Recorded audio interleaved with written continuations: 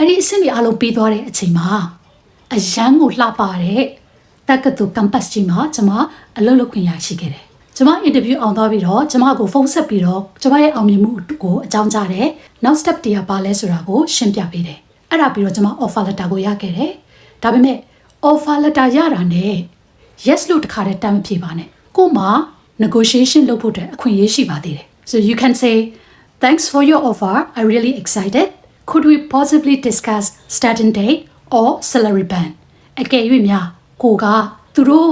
post လုပ်ထားတဲ့ salary ကိုကိုကမကြိုက်ဘူးဆိုလို့ရှိရင်အဲ့ဒီမှာ negotiation လုပ်ပိုင်ခွင့်ရှိတယ်များသောအားဖြင့်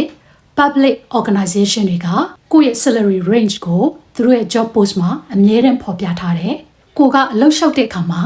ကိုယ့်ရဲ့ salary range ကိုကြည့်နိုင်တယ်ပြီးရင်ကိုယ့်ရဲ့ visa passport ကိုယ့်ရဲ့ ID တွေကိုသူတို့ရဲ့ employment portal ကနေတစ်ဆင့်ပို့ပေးရတယ်နောက်ပြီးတော့သူတို့ကကိုယ့်ရဲ့ background check ကိုစစ်မယ်ဆိုတဲ့အကြောင်းကိုပြောမယ်အဲ့ဒီချိန်ကြလို့ရှိရင်ကိုအရင်တော့ကနေခဲ့တဲ့နိုင်ငံနဲ့နေခဲ့တဲ့လိပ်စာတွေကိုပေးရတယ်9နှစ်နဲ့10နှစ်အတွင်းမှာကိုနေခဲ့တဲ့နိုင်ငံတွေကိုနေခဲ့တဲ့လိပ်စာတွေကိုအတိအကျပေးရတယ်အဲ့ဒီမှာသူတို့ကကိုယ့်ရဲ့ criminal record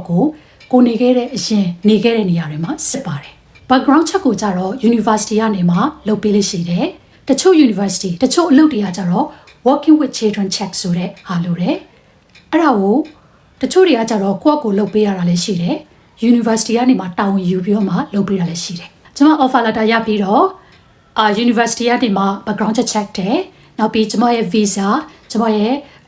the passport information အဲ့ဒါတွေအားလုံးကိုသူတို့ရဲ့ employment portal မှာပေးပြီးတော့မှကိုယ့်ရဲ့ background check result ကိုစောင့်နေရတယ်အဲ့ဒီအဆင့်တွေအားလုံးပြီးသွားတဲ့အချိန်မှာအရန်ကိုလှပတဲ့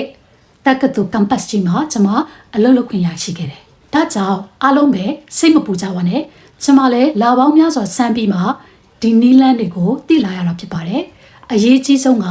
စနစ်တကျနဲ့ဇွဲရှိရှိလုပ်ဖို့ပါပဲဒီဗီဒီယိုကသင်အတွက်အကျိုးရှိမယ်လို့မျှော်လင့်ပါတယ် comments မှာမေးစရာရှိရင်မေးခဲ့ပါနောက်ဗီဒီယိုမှာတက္ကသိုလ်ကမေးတဲ့လူတွေ့ interview 10ခုအကြောင်းနဲ့ cover letter CV selection criteria တွေကိုဘယ်လိုမျိုးစနစ်တကျဖြေမလဲဆိုတဲ့အကြောင်းတွေကိုပြောပြပေးသွားမှာဖြစ်ပါတယ်ဒီလိုမျိုးကိုယ့်အတွက်အကျိုးရှိမဲ့အကြောင်းတွေကိုမျှဝေပေးသွားမှာဖြစ်တဲ့အတွက်ကြောင့်မလို့ကျွန်မရဲ့ channel ကို like share and follow လုပ်ပေးကြဖို့မမေ့ပါနဲ့အားလုံးကံကောင်းကြပါစေလို့ဆုတောင်းပါတယ်ကျေးဇူးအများကြီးတင်ပါတယ်